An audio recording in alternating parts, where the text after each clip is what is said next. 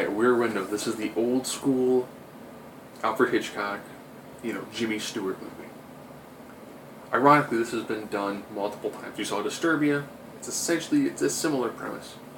I would say the best one, if you have a really good understanding of it, The Simpsons is a great one where Bart broke his leg and they did this whole scenario.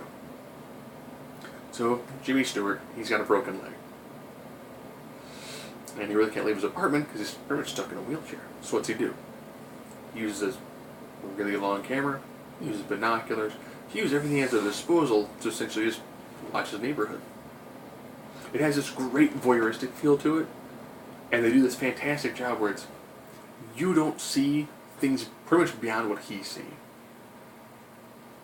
Which is great because you're essentially trying to process information that he has.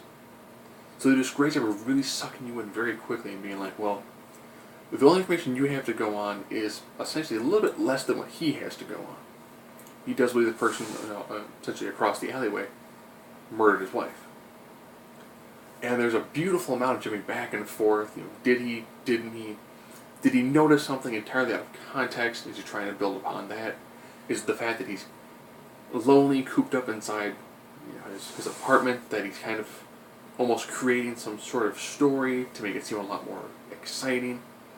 The people he's with, some are feeding into it, some are being like, it makes no sense at all.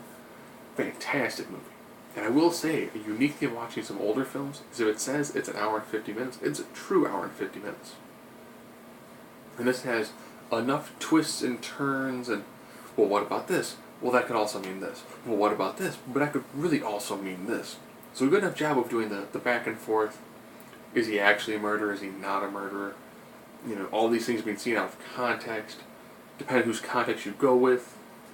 It throws in just the perfect amount of back and forth, and it throws it into just enough gray until the very end where the truth is revealed. But beautifully well done movie.